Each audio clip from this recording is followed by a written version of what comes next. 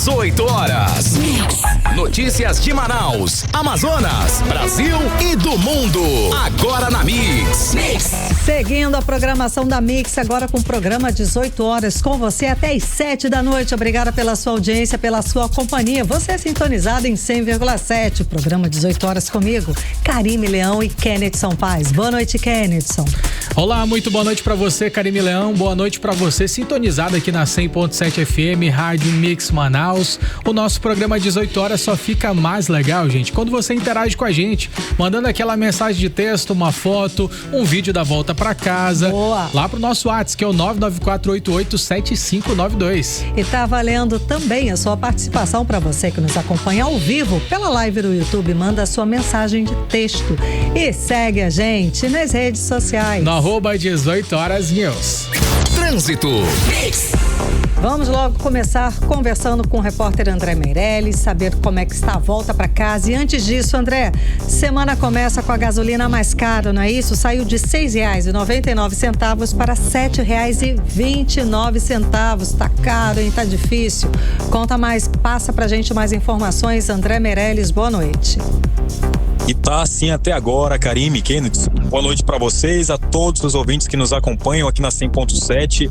Inclusive, falando sobre isso, o Procon Amazonas até fez as fiscalizações desses postos de combustíveis aqui em Manaus, depois aí desse aumento repentino no preço da gasolina, né? Que já ultrapassa a marca de R$ 7,00. Ficou em R$ 7,29 por litro. Então, segundo o Procon, essa alta é o reflexo ali da escalada de tensões no Oriente Médio, que é aquele conflito envolvendo o Irã, né, que elevou o preço internacional do petróleo, impactando os custos de distribuição. E quem vai falar um pouco mais pra gente sobre isso é o diretor-presidente do Procon aqui no Amazonas, Jalil Frasch. O aumento do combustível tem gerado uma preocupação enorme no Procon Amazonas. Para isso, ele já saiu nesta segunda-feira as fiscalizações. Nós já estamos nas ruas fazendo o levantamento. Informações preliminares indicam que há uma instabilidade no mercado de petróleo global, não é só no Amazonas, e claro, com reflexo aqui também, em razão da questão da guerra do Irã. O que é que isso faz? O Irã tem um estreito onde 20% do petróleo global passa por lá. Então, nós temos esse impacto na economia em relação a essa commodity que é o petróleo. 18 horas. Tanto aí, a gente acompanhou a fala do diretor-presidente do Procon, Jalil Frasch, falando aí sobre esse aumento. Até então, as informações que o diretor-presidente, aí o Jalil Frasch, recebeu foi sobre uma das situações, essa guerra no Irã. Mas não é só isso não. A alta de março, né, se somou ao reajuste da alíquota do ICMS sobre os combustíveis, que entrou em vigor agora, dia 1º de janeiro de 2026, com impacto inicial também nos preços. Então a gente continua acompanhando aqui o desenrolar dessa história, se realmente vai continuar esse preço, se vai aumentar mais ainda ou se vai diminuir. Claro, a gente está atrás aqui no 18 horas. Agora, sobre o trânsito, a gente tem trânsito completamente ali engarrafado na Avenida Djalma Batista, principalmente para quem está voltando para casa, no sentido centro-bairro, quase toda a Avenida Djalma Batista. É bastante complicado o trânsito por aqui, Karime, Kennedson. Muito obrigada pelas informações, André Meirelles. Mix. E vamos aos destaques de hoje do 18 horas. Justiça decreta prisão preventiva do motorista que atropelou para-atleta em corrida de rua. Pesquisa eleitoral mostra Flávio Bolsonaro na liderança no Amazonas, superando o Lula no cenário estimulado. A mesma pesquisa aponta que 77% dos eleitores ainda não sabem em quem vai votar. Cesta básica em Manaus fechou fevereiro com 2,94% mais barata. 18 horas. Esses e outros assuntos, os destaques mais importantes do dia a partir de agora para você que sintoniza 100,7. No programa 18 horas de hoje, segunda-feira, dia 9 de março de 2026. Você está ouvindo 18 horas. E começamos o 18 horas repercutindo o aumento da gasolina nos postos aqui de Manaus. Com esse reajuste, agora a gente paga uma das gasolinas mais caras do país. E isso segundo o levantamento da Agência Nacional de Petróleo. O preço médio aumentou 30 centavos da noite pro dia, não é, Kenilson? Pois é, eu inclusive me surpreendi no último domingo agora, quando fui abastecer. Tinha abastecido na sexta-feira à noite. Surpresa, né? E aí, na hora que eu vi o preço, 7,29, meu Deus do céu. Não parece muito pouco, não. A gente tem... Parece pouco, 30 pra muita centavos. gente parece pouco, Karine. Mas se você for colocar ali na balança o valor que você abastece, gente, com isso certeza. faz toda a diferença. Isso pesa muito, principalmente para quem enche o tanque, né? Enfim, isso faz toda a diferença. Exatamente. Em alguns postos, o litro custava R$ 6,99, ele passou a custar agora R$ 7,29. Já a gasolina ativada, ela chegou a R$ 7,49, colocando Manaus entre as capitais com combustível mais caro do Brasil. Exatamente. Vale lembrar que o preço da gasolina no Amazonas acumula aí uma alta de 52,6% desde a privatização da refinaria de Manaus, a REAM, em 2022, segundo dados do Departamento Intersindical de Estatística e Estudos Socioeconômicos, isso segundo o DIEESE. E segundo dados da Agência Nacional do Petróleo, Gás Natural e Biocombustíveis, a ANP, o preço médio da gasolina de Manaus ele já vinha em alta desde o começo do ano. Na primeira semana de janeiro, o preço médio do litro ele chegou a R$ 6,98. Especialistas, inclusive, apontam que fatores como os custos logísticos da região é um dos principais vilões desse combustível caro. Exato, Kenneth. E a gente conversa agora com a repórter Nathalie Moraes, ela que tem mais informações, mais detalhes a respeito dessa gasolina cara que a gente paga aqui. Boa noite, Nathalie. Então, você conversou com economistas sobre esse reajuste. Conta pra gente se existe alguma dica pra gente pagar um pouco menos, enfim, dá uma luz aí no fim do túnel pra gente, que tá pesado, hein? Boa noite, Nathalie. Boa noite, Karine, boa noite, Kennedson, boa noite para todos os ouvintes que nos acompanham na noite desta segunda-feira aqui no programa 18 horas. Como o Kennedson adiantou, Karine, no último sábado, o motorista acordou já com essa bomba, a gente pode dizer assim, porque é um susto e tanto esse aumento de 30 centavos sem nenhuma justificativa repassada aí para o consumidor. O aumento, Nath, só para ressaltar que é de 4,29%, quase 5% de aumento. Bastante, então é um aumento bastante. Significativo.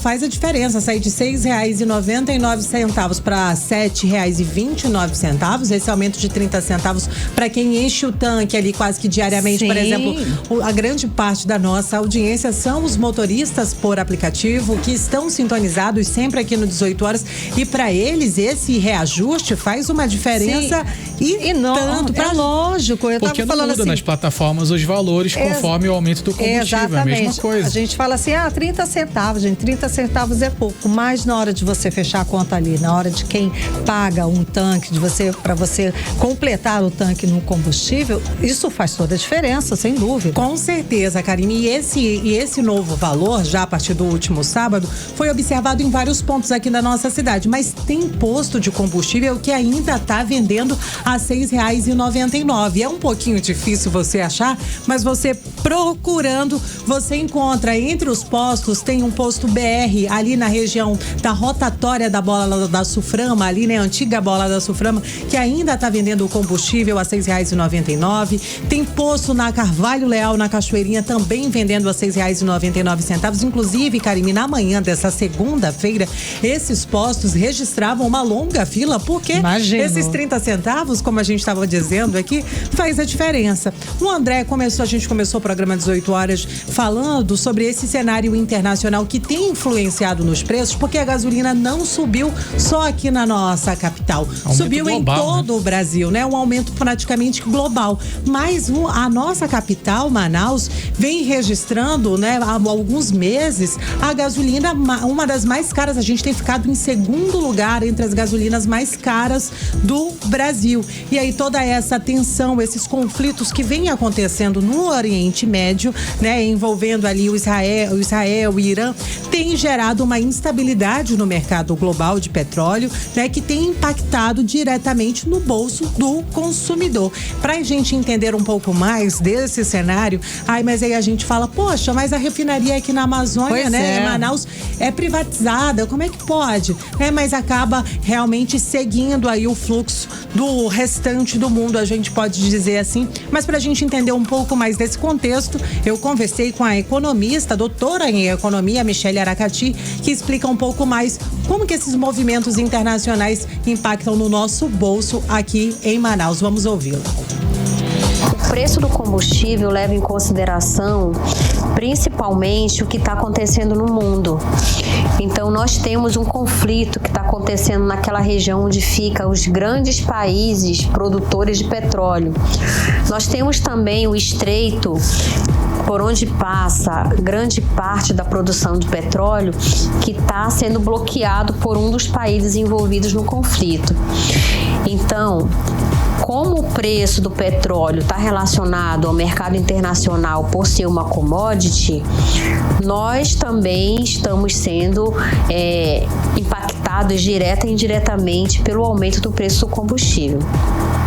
Alguns fatores nacionais também levam em consideração esse aumento. Um deles está relacionado com o aumento da demanda. 18 horas.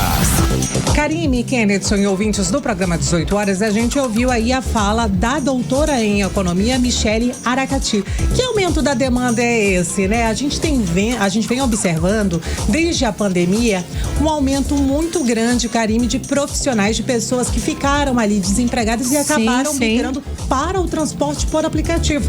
Tem muita gente hoje fazendo entrega por aplicativo e fazendo realmente o transporte de pessoas, mas não tem como a gente falar desses preços altos sem falar no impacto direto no orçamento, não somente dos motoristas, né, ali, que das pessoas que trabalham como motorista de aplicativo, mas das famílias que dependem aí para conduzir os seus familiares todos os dias.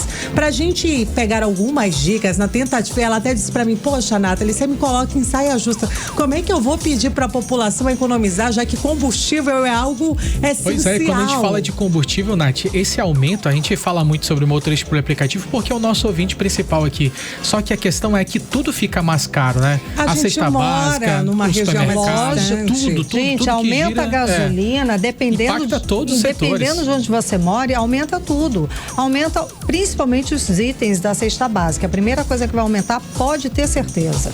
Mas então, Karime, eu conversei aí com a economista Denise Cassama e pedi ali para ela separar algumas dicas para ajudar a tentar de alguma forma minimizar, né, todos esses impactos aqui para o nosso bolso. Entre algumas dicas que ela falou pra gente sobre replanejar as rotas, evitar deslocamentos desnecessários ou por que não tentar pedir aquela carona pro amigo. E aí, Kennedson, vamos ouvir. Rachar, né? Vamos ouvir aí um trechinho da fala da economista Denise Cassama. A gente trabalhar sistemas de carona, por exemplo, né? Então, se eu tenho colegas que estudam ou trabalham e moram na mesma região, então fazer um sistema de caronas para cada dia ir né? A gente cansa de ver no trânsito gente sozinha no carro. Usar reduzir o uso do ar-condicionado, porque ele também gasta muito combustível, e acompanhar o preço do álcool, que se realmente ele baixar e chegar a 70% do preço da gasolina, ele se torna viável como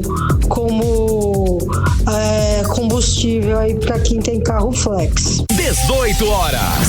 Karime, Kennedson e ouvintes do programa 18 horas, a gente ouviu aí um trechinho da fala da economista Denise Cassama, trazendo pra gente algumas dicas para tentar economizar, para no fim do mês não pesar tanto no bolso essa alta no combustível, Kennedson Paes.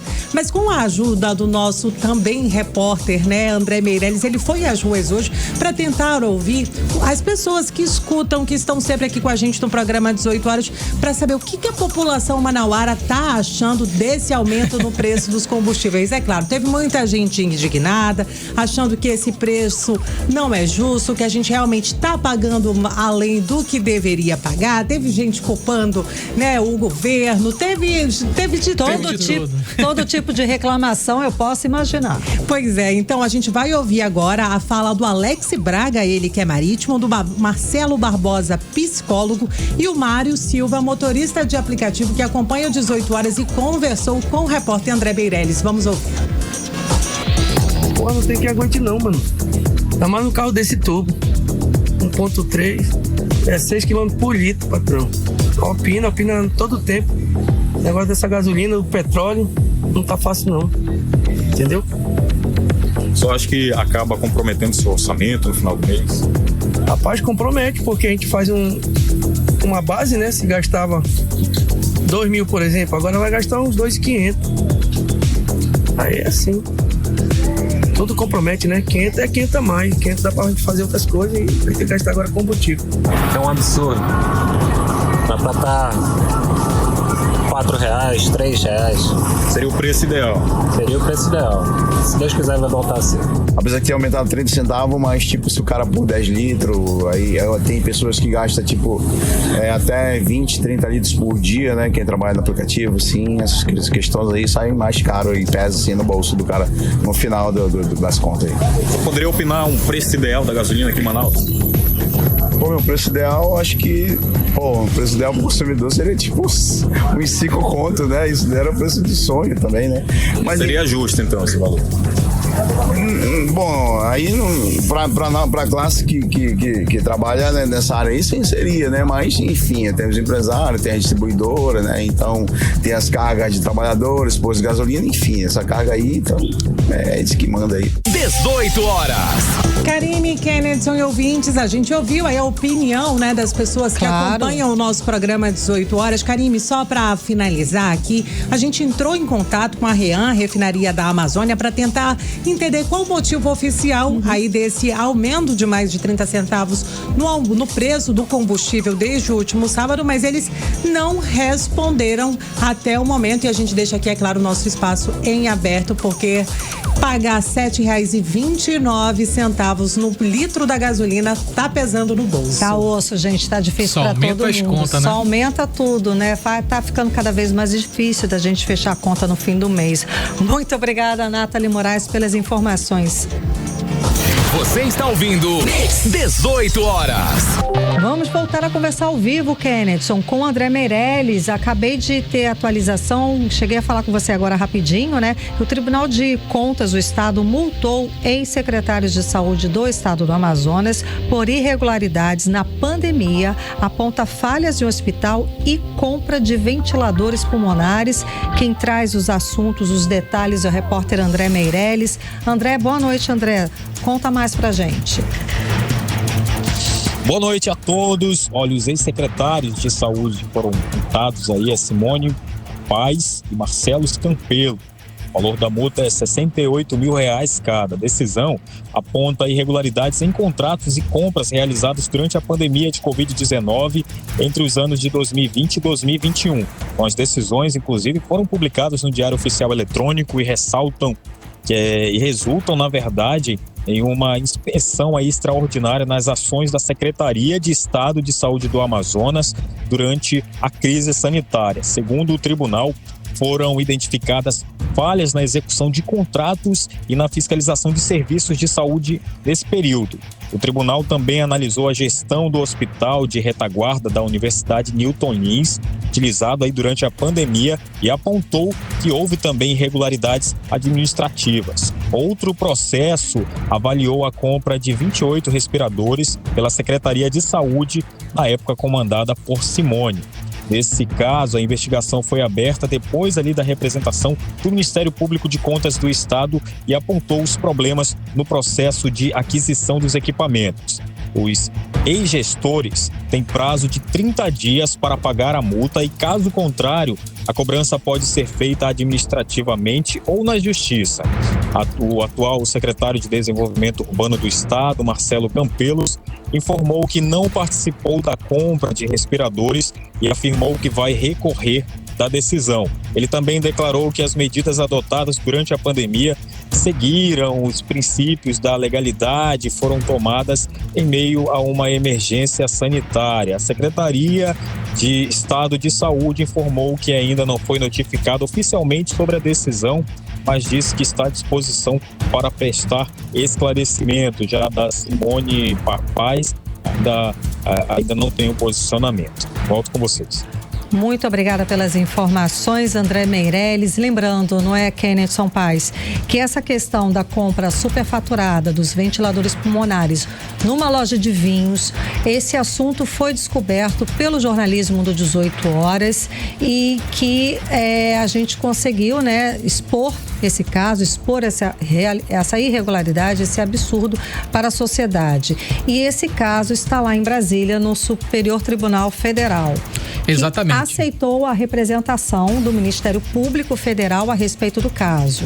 Exatamente. O Superior Tribunal de Justiça, na ocasião, ele recebeu essa denúncia, tornou o governador Wilson Lima como réu no STJ e hoje ele ainda não foi processado, Karime. No entanto, de acordo com as acusações que foram feitas naquela ocasião, tipificaram a prática de Wilson Lima como chefe de organização criminosa durante aquele período da pandemia de Covid-19 e também a respeito sobre essas irregularidades nas compras dos ventiladores pulmonares. Lembrando que ele ainda não foi processado e todos esperam que isso de fato aconteça no período mais breve possível. Ele segue réu, sendo acusado de vários crimes, falha nas licitações, licitação irregular e entre elas de ser chefe de uma organização criminosa. E o fato que levou isso lá para Brasília foi exatamente a compra superfaturada dos ventiladores pulmonares numa loja de vinho. Agora em Manaus, 7h25. 18 horas. Perdão, 6h25. Vamos lá, vamos e a gente vai seguir falando de saúde aqui, gente, para você que acompanha agora o programa 18 horas. Aqueles trabalhadores que a gente sempre tem falado aqui no 18 horas, que estão na linha de frente no atendimento do Hospital 28 de Agosto, também no Dona Lindu, eles acabaram ali, Karime, perdendo um direito básico, que é o café da manhã antes de começar o plantão. Isso acontece mesmo com um contrato bilionário firmado com o governo do estado do Amazonas para poder administrar duas das maiores unidades de saúde do estado. Pois é, gente. Agora vê um direito, uma prática comum que é o café da manhã antes de começar lá o plantão. E essa decisão partiu da própria organização social Agir, viu? Que assumiu a gestão nas unidades e gerou revolta, gerou revolta e indignação entre os profissionais de saúde. Quem tem os detalhes pra gente é a repórter Odineia Araújo. Então, Odineia, quando o governo Wilson Lima terceirizou os hospitais, prometeu que não existiria aí mais atraso no salário, atendimento ruim e que os trabalhadores eles iam desfrutar de um ambiente mais dignos e, enfim, essas entre outras tantas promessas, outros tantos avanços, mas o que a gente vê, nada mudou, não é isso? Exatamente, nada mudou. Pelo contrário, em alguns casos até piorou, né? Os profissionais da saúde que trabalham no Complexo Hospitalar Sul, aqui em Manaus, que reúne o Hospital e Pronto-Socorro 28 de Agosto e o Instituto da Mulher Dona Lindu, por exemplo, antes da privatização, tinham café da manhã. Mas na quinta-feira passada, eles foram surpreendidos com o corte do café da manhã oferecido aos servidores no início do plantão. A decisão entrou em vigor no dia 5 de março e foi comunicada internamente pela organização social Agir, que é a responsável pela gestão das unidades. No aviso, a empresa afirma que o corte faz parte de uma gestão responsável dos recursos e diz que a convenção coletiva garante apenas uma refeição sem a obrigação de oferecer o desjejum. O detalhe que revoltou os trabalhadores é que o refeitório continua aberto entre 6 e 8 da manhã, mas apenas para quem quiser levar a comida de casa. A medida chama a atenção porque acontece justamente durante a vigência de um contrato estimado em aproximadamente 2 bilhões de reais, firmado entre o governo de Wilson Lima e a organização social Agir, lá de Goiás, para administrar os hospitais por 5 anos. A promessa oficial era de mais eficiência, melhores condições de trabalho e melhoria no atendimento atendimento à população. Mas na prática, segundo o enfermeiro Michel Lemos, o que os profissionais denunciam é justamente o oposto. Além do corte no café da manhã, os trabalhadores terceirizados relatam atrasos salariais e precarização nas condições de trabalho. A empresa AGI comunicou a todos os seus funcionários que a partir do dia 5 não irá mais fornecer o café da manhã para os seus servidores. Tudo bem, a convenção diz que não é obrigatório, mas é por lei que esses trabalhadores recebam seus salários em dias, o que a empresa AGI não faz. O enfermeiro Michel Lemos critica também os contratos bilionários de Wilson Lima com a terceirização das unidades públicas de saúde, sem que haja alguma mudança para os trabalhadores da área ou para a população. As empresas terceirizadas que prestam serviço para esse grupo que veio de Goiás, infiltrado aqui dentro pela Secretaria de Estado de Saúde e o governo do Estado do Amazonas, que está trazendo as empresas para terceirizar o serviço público do Estado do Amazonas, implantando as OS, e veio para fazer isso aí. Antes não tinha, agora tem. Enquanto bilhões circulam nos contratos da saúde do Amazonas, quem segura o plantão nas madrugadas agora precisa levar de casa o próprio pão e o café. Até o fechamento da reportagem, o governo do estado não havia se pronunciado sobre essa denúncia. Volto com vocês. Você está ouvindo 18 horas. E Manaus registrou queda no preço da cesta básica no mês de fevereiro e fechou ali com um valor de 2,94%. Os dados são da pesquisa do Departamento Intersindical de Estatísticas e Estudos Socioeconômicos, o DIESE. E foi a maior queda, que ocorreu entre as cidades brasileiras pesquisadas. Apresentou essa variação que você falou negativa de mais de 2%. Entre os itens que mais apresentaram baixa estão, o açúcar cristal, a carne bovina e até o café em pó. Olha aí que beleza. André Meirelles traz mais detalhes pra gente sobre o assunto. André, boa noite, André. Será que esses preços vão seguir em baixa agora no mês de março? Vai depender de muita coisa, até mesmo da guerra. Muito boa noite a todos que nos acompanham. Olha, como vocês falaram, a cesta básica ficou mais barata em Manaus em comparação com janeiro desse ano. O custo da cesta caiu 2,94% na capital amazonense em fevereiro. Com a queda, o valor médio da cesta em Manaus passou a custar R$ 628,90. A capital amazonense teve a maior redução entre as capitais analisadas, seguida por Cuiabá e Brasília. Entre os produtos que mais caíram de preço estão banana, tomate, óleo de soja, o açúcar, carne bovina, o arroz, farinha de mandioca e café. Por outro lado, alguns itens aumentaram, como feijão carioca, pão francês e manteiga. Embora uma queda, para especialistas, ficou menos caro e não mais barato. O economista Orígenes Martins explica o motivo.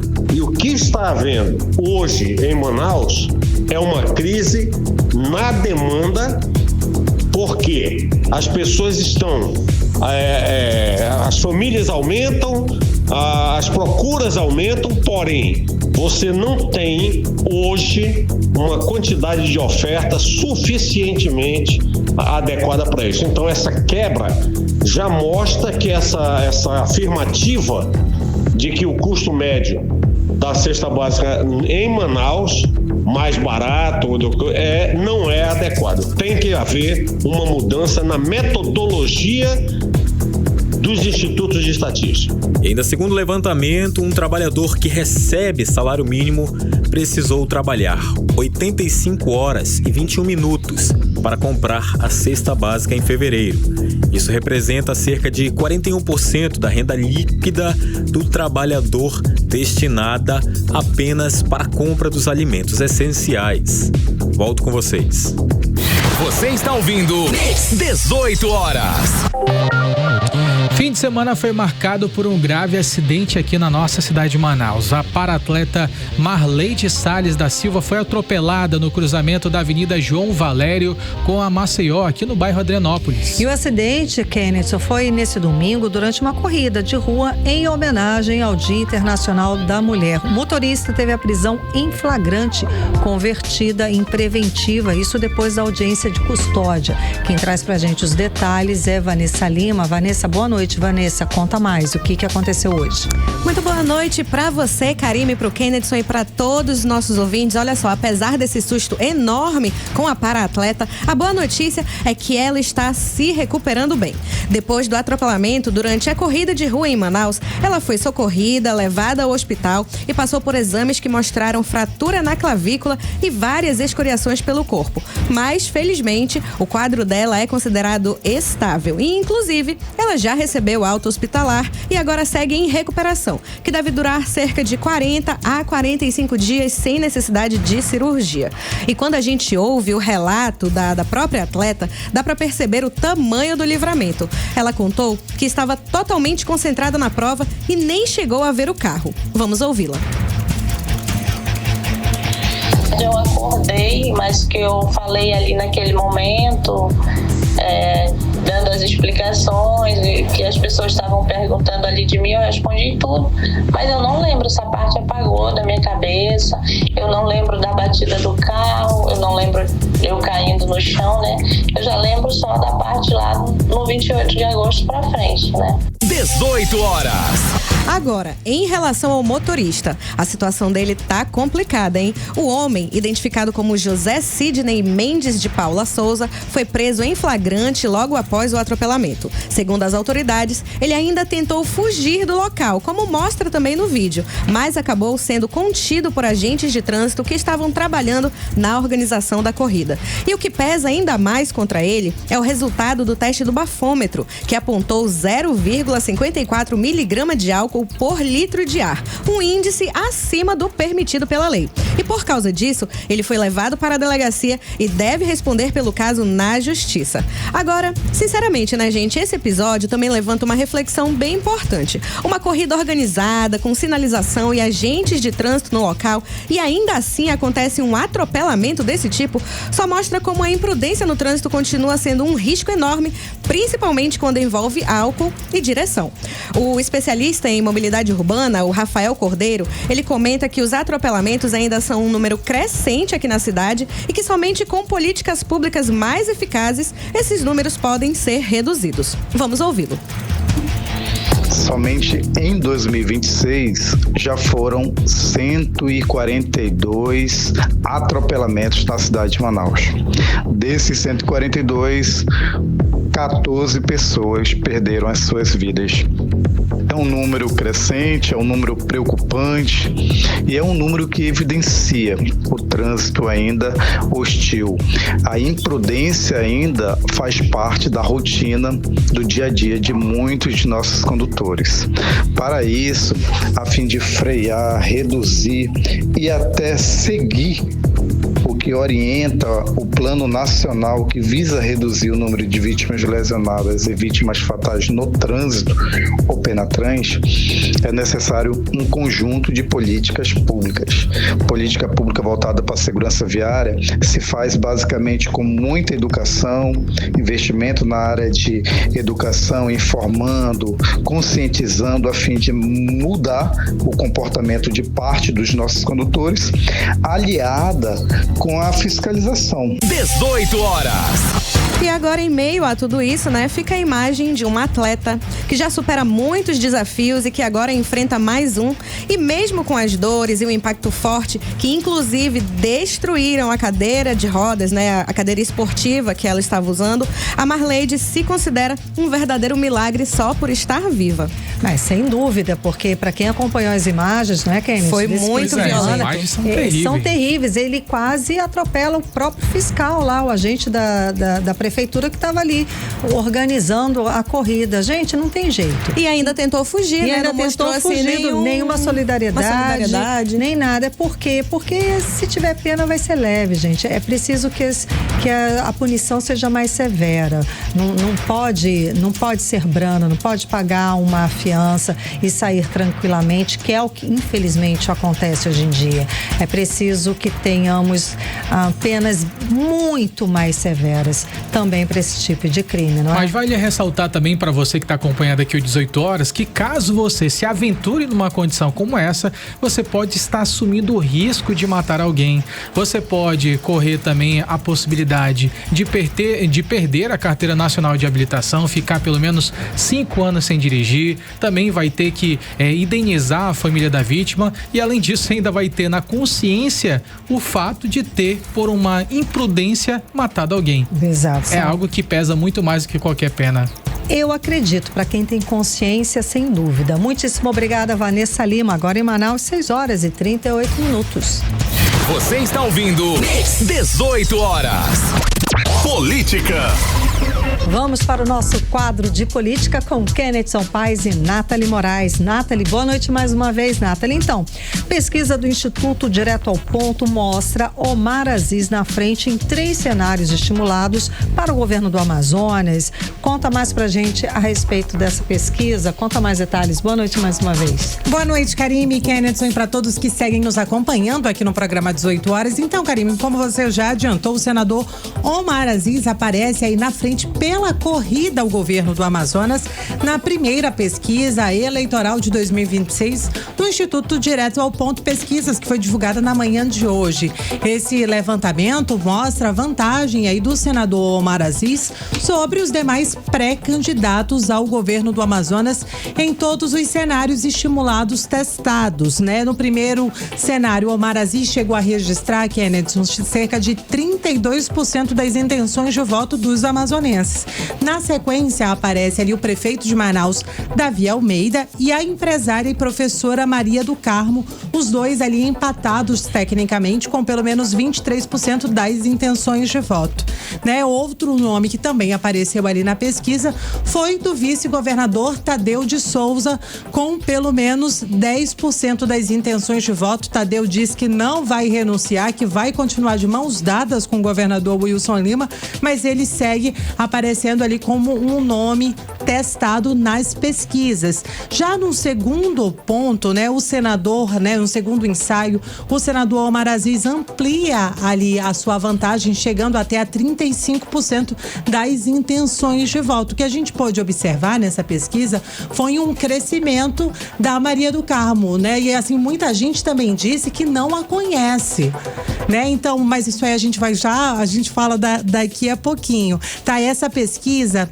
né? A pesquisa espontânea, como é que ela funciona? É quando ali as pessoas que são entrevistadas, elas recebem uma lista dos candidatos. É espontânea? Não, é o contrário. Na verdade, a espontânea é quando você pergunta na hora e no bate-pronto ela responde. Perdão. A espontânea é assim, quem você vai votar para governo do estado? Bucha, e na bucha, responde, e a pessoa responde a primeira pessoa que achar, eu fui olhar pro Kennethson, me encantei com os olhos do Kennethson e acabei saltando aqui. Mas, então, na estimulada, né, o Omar Aziz aparece ali à frente com 6% das citações de voto, Davi Almeida e Maria do Carmo com 4%, e aí apareceu o governador Wilson Lima, que é um nome que não pode, né, ele não tem como concorrer porque ele já foi reeleito, mas ele apareceu ali certo, até com 3% das intenções de voto. Agora, vale a gente reforçar, cara, que o legal dessa pesquisa é que ela aconteceu não somente aqui em Manaus, mas também em 14 municípios do interior do Amazonas, e ouviu mais de 1.200 eleitores. Ou seja, não é só aqui na capital, Manaus, mas também no interior do estado. A gente consegue ter um parâmetro, né? Além a figura, né? O nome de Omar Aziz é o que é lembrado, é o que desponta. Não somente em Manaus e na região metropolitana, mas certo, também em outros municípios da nossa região. Certo. Kennethson, já no cenário presidencial, a mesma pesquisa do Instituto Direto ao Ponto mostra Flávio Bolsonaro na liderança aqui no estado do Amazonas, superando o Lula esse sim, num cenário estimulado, ou seja, quando a gente oferece os candidatos, o nome dos candidatos, não é isso? Exatamente, mas antes a gente vai voltar lá pro início pra gente falar da pesquisa espontânea, porque na pesquisa espontânea o primeiro nome que vem à cabeça, pelo menos de uma grande parte dos amazonenses, é o de Luiz Inácio Lula da Silva. Nessa pesquisa espontânea, ele aparece com 29% das intenções de voto, enquanto Flávio Bolsonaro aparece com 26% das intenções de voto. Lembrando que ninguém estava falando o nome de ninguém desses principais candidatos. Decida bem espontâneo mesmo. Em quem você vai votar para presidente? Só pergunta isso e o eleitor, né, a pessoa que está sendo perguntada, fala a primeira coisa que vem. Agora, o que chama a atenção também são esses outros nomes que aparecem na pesquisa espontânea. Certo. Eduardo Bolsonaro, também filho de Bolsonaro, Nicolas Ferreira e, além disso, também Renan Santos, que é aquele cara lá do MBL. Aqui no Amazonas não se fala tanto nele, mas pelo menos já começa a aparecer nas pesquisas. Já nessa pesquisa estimulada, gente, que é quando existe uma lista pré-definida dos nomes, o nome de Flávio Bolsonaro disparou 40% das intenções de voto, enquanto que o Lula ficou com 39%. A gente tem uma diferença ali, estamos no empate técnico nessa pesquisa estimulada, a gente não tem uma definição do ganhador, porque a margem de erro é 3 pontos para mais ou para menos, ou seja, temos um empate técnico aqui no estado do Amazonas em relação a esses dois nomes. Lembrando que a gente já tinha falado da pesquisa Real Time ao longo das últimas semanas e que estava muito semelhante a essa pesquisa daqui do estado do Amazonas, a intenção de voto. A gente tem também detalhes em relação ao interior do estado do Amazonas e a nossa capital. Na capital, gente, aqui em Manaus, Flávio Bolsonaro, ele aparece com 45% das intenções de voto, ou seja, a capital, ela tem esse perfil mais bolsonarista, permanece ainda, o Flávio, ele conseguiu pegar esses votos do pai, conseguiu assimilar muito bem aqui na capital, enquanto o Lula ficou com 32%. Já no interior do estado, o cenário ele muda completamente. Enquanto que no interior o Flávio fica com 33%, o Lula ele aparece com 48% das intenções de voto. Na pesquisa também em relação à questão sobre avaliação da gestão do Luiz Inácio Lula da Silva, a gente tem o dado de ótimo com 16%, enquanto que a taxa de péssima ou ruim fica acima dos 35%. A gente tem também a questão sobre aprovação e desaprovação. Quem aprova, 45% dos amazonenses. Quem desaprova, 53% dos amazonenses reprova a gestão de Luiz Inácio Lula da Silva. Em relação a esses últimos dados que eu mencionei sobre aprovação e desaprovação, tem uma informação interessante aqui, porque o índice de desaprovação, ele começou com 53%, caiu para 49% e aí voltou novamente para 53%. Também é muito semelhante à pesquisa Real Time que falava sobre essa oscilação na desaprovação de Lula e que muitas vezes continuava crescendo. A gente tem também dados sobre aprovação. Começou com 43%, subiu para 47% e agora baixou mais 2%, ou seja, 45%. Então são esses os dados. A gente tem uma pesquisa que define praticamente empate técnico do Amazonas e vai ser aquela questão sobre quem consegue falar melhor, quem consegue apresentar melhor a sua narrativa, porque está muito acirrado a disputa aqui. Eu acho que esse ano, né, vai ser acirrado tanto para presidente quanto para o governo. Governo do estado não digo não, porque eu acho que o cenário está bem tranquilo. Mas para presidente... Mas é possível para o governo do estado, pelos dados da pesquisa... Também começam a aparecer novos nomes. E a gente já começa a ter a definição de praticamente um segundo turno. Por esses últimos dados, segundo turno. Últimos dados, né? E olha que, de novo, a campanha eleitoral nem está na rua ainda oficialmente.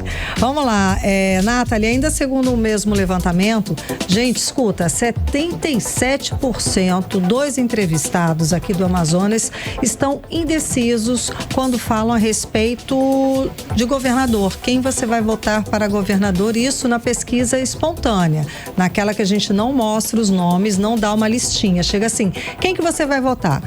77% dos entrevistados do estado estão indecisos. É um número alto? Muito expressivo, né, Karime? Realmente mostra pra gente que a disputa permanece aberta, né? Não existe, né, eleição vencida, já ganhou, né? Não existe isso, né? Então esse resultado mostra pra gente que os eleitores, até o momento, na sua maioria, não sabem realmente em quem eles devem confiar, né, pelos próximos 4 anos a gestão do Amazonas. No levantamento espontâneo, né? Quando os entrevistados realmente ali não recebem a lista de candidatos, a maioria dos entrevistados disseram que não fazem ideia de quem sequer são os pré-candidatos aqui na nossa região. E olha que a gente vem vendo desde um trabalho que iniciou ainda em 2025 e por que não dizer em 2024, quando a gente já falava de alguns ensaios, né? Mas aí o Omar Aziz, como a gente viu nos primeiros dados, que ele aparece ali liderando,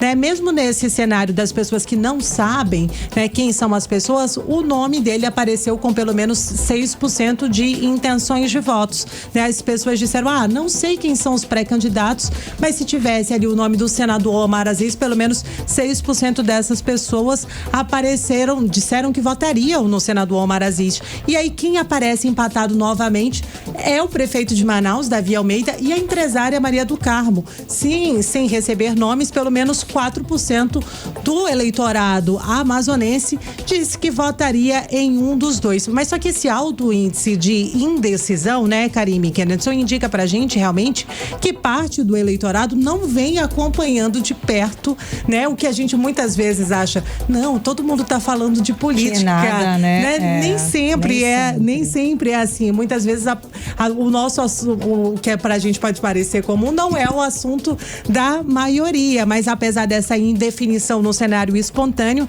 a pesquisa indica realmente que alguns nomes já começam a se consolidar, que são esses 3 nomes aí que a gente já começou falando, que é o do senador Omar Aziz, do prefeito de Manaus, Davi Almeida, e da empresária e professora Maria do Carmo Cefair. Vamos aguardar e de novo, a campanha ainda não está na rua. Vamos lá, Kennedy, o ex-deputado federal Marcelo Ramos, ele fez declaração afirmando que a esquerda não vai mais aceitar passivamente manifestações contrárias ao presidente Lula. Lideranças da direita eles responderam nas redes sociais. Conta pra gente como é que tá essas alfinetadas. Então, Karime, isso daí tudo surgiu depois dessa fala, né, que foi muito acalorada do próprio ex-deputado federal Marcelo Ramos, ele que estava numa sessão solene em homenagem aos 46 anos do Partido dos Trabalhadores, e durante a sessão ele fez diversas homenagens ao Partido dos Trabalhadores, contou a respeito sobre os avanços e também questionou algumas ações da direita que tem acontecido aqui na nossa capital, onde existe o buzinaço, adesivaço, são várias ações que são realizadas, e dessa situação o Marcelo Ramos, ele alfinetou que faltava da militância do Partido dos Trabalhadores, da militância de apoiadores do Partido dos Trabalhadores, eles se mobilizarem também nas ruas para, segundo as palavras de Marcelo Ramos, contestar aquelas informações que eram disseminadas pela direita, ou seja, as informações que a direita passava na visão do ex-deputado federal, elas são fake news, são informações que não são válidas. E aí com isso ele chamou essa juventude, essa militância para também fazer o mesmo, ir para as ruas, não para fazer fake news, mas para contar a verdade que eles têm a falar para a população do estado do Amazonas. Lembrando que isso daí é uma fala que parece ser local, mas já começa a mudar também em relação ao cenário nacional. Ainda há pouco a gente estava falando sobre eleições presidenciais e o nome de Lula aparece bem colado do Flávio Bolsonaro. Então, de fato, isso não é um trabalho à toa. Essa fala de Marcelo Ramos já vinha sendo falada, inclusive foi falado pelo próprio presidente Luiz Inácio Lula da Silva no aniversário do PT nacional. Ele já tinha cobrado que a militância ela falasse sobre isso. Então, o que Marcelo Ramos fala está diretamente ligado àquele pedido que Lula tinha feito, se eu não me engano, na Bahia. Ele falou recentemente nesse aniversário do PT e aí ele tinha chamado essa militância. E aí com isso, é claro, também veio a réplica, a tréplica e vem várias pessoas falando sobre isso daí, principalmente da ala da direita. E quem se mobilizou, separei um trecho aqui, foi a deputada estadual Débora Menezes. A gente vai ouvir agora o que ela mencionou. Ele disse que agora eles vão reagir, que eles vão pra rua, que eles vão panfletar, que a gente não vai ter paz. E sinceramente, eu acho ótimo. Sabe por quê? Porque quando o povo começar a comparar, a verdade começa a aparecer. Eles tentam repetir essa narrativa de que o Bolsonaro é um presidiário, mas bora falar a verdade aqui. Quem é que tem um filho investigado por receber mesada de banco? Quem é que tá envolvido em escândalo bilionário? Quem é que deixou um rombo no INSS prejudicando os aposentados? Quem é que deixou um rombo nos Correios? Quem é que gastou bilhões no cartão corporativo? Quem é que tem os maiores escândalos de corrupção no seu governo? É justamente o presidente que eles defendem.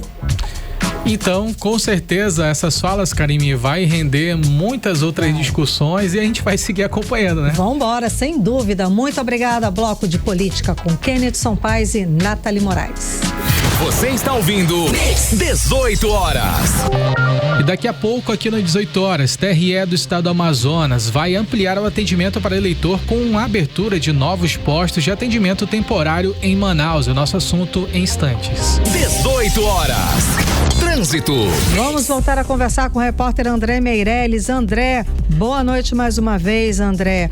Antes de falar do trânsito, você tem uma informação importante. Foi prorrogada, ou melhor, a Prefeitura de Manaus reabriu inscrição da Minha Casa Minha Vida. Conta mais detalhes. É isso mesmo, boa noite a todos que nos acompanham. Inclusive foi um anúncio que foi feito pelo prefeito Davi Almeida, que com a medida as novas famílias vão poder se cadastrar no Sistema Municipal de Habitação e concorrer a futuras unidades do programa. As inscrições vão estar abertas entre os dias 11 de março e 29 de maio. O cadastro pode ser feito pela internet, né? O site a gente tem aqui a informação do site, é o SIMHAB, que é SIMHAB, simhab.manaus.am.gov.br. Segundo o prefeito, a reabertura do sistema atende a pedidos de moradores que não conseguiram se inscrever nas etapas anteriores do programa. Vamos acompanhar a fala do prefeito.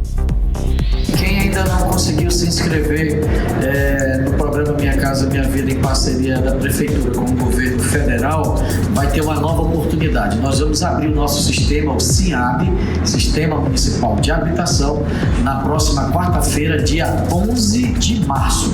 E nós vamos deixar esse sistema aberto até o dia 29 de maio. Portanto, é uma oportunidade para você fazer sua inscrição, seu cadastro e concorrer a uma moradia digna. 18 horas.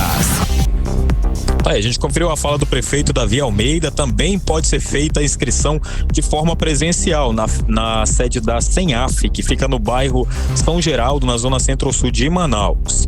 Olha, as famílias que já estão cadastradas passam agora pela etapa de análise documental, que é feita em conjunto com a Caixa Econômica Federal.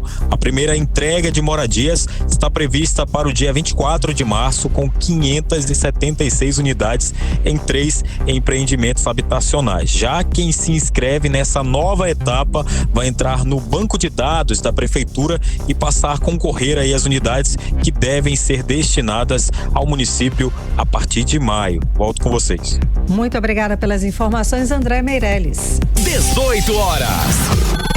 Previsão do tempo. Vamos agora saber a previsão do tempo com Vanessa Lima. Boa noite, Vanessa. Muito boa noite a todos que acompanham a previsão do tempo aqui com a gente no 18 horas. Segunda-feira de muitas nuvens, com sensação de calor e umidade elevada. Tivemos algumas chuvas isoladas durante o dia, mas nada muito intenso. A previsão para a noite indica céu parcialmente nublado e probabilidade de chuva de 33%.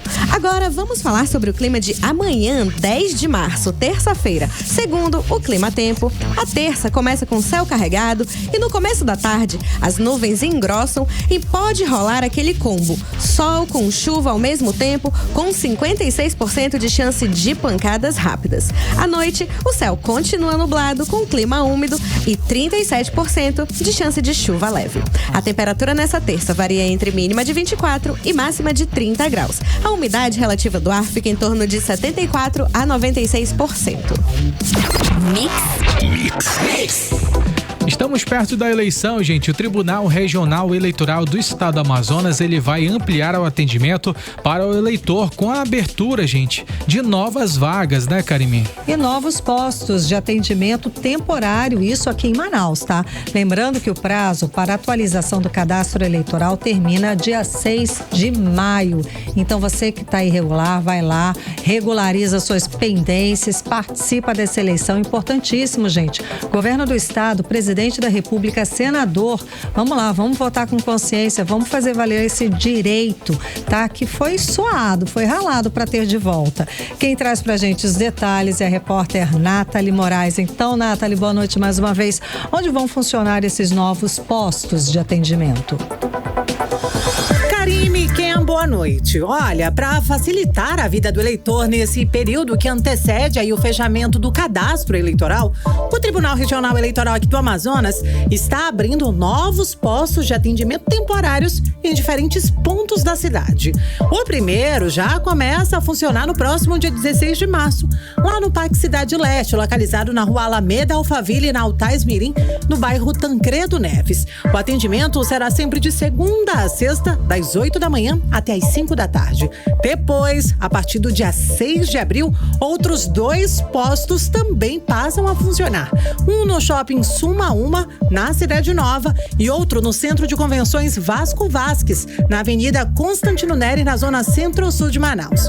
Nesses locais, os eleitores poderão fazer serviços como o primeiro título, transferência de domicílio eleitoral, atualização de dados, regularização do título e também o cadastro da biometria. Segundo o juiz da primeira zona eleitoral, Adonaide Abrantes, a ideia é justamente acabar aproximando aí o serviço da população e evitar que pessoas precisem se deslocar até o fórum eleitoral. Esse atendimento será feito mediante agendamento prévio pelo site do Tribunal Regional Eleitoral do Amazonas. A orientação da Justiça Eleitoral é que os eleitores não deixem para a última hora, já que o prazo para regularizar ou atualizar o cadastro do eleitor aqui no Amazonas termina no dia 6 de maio.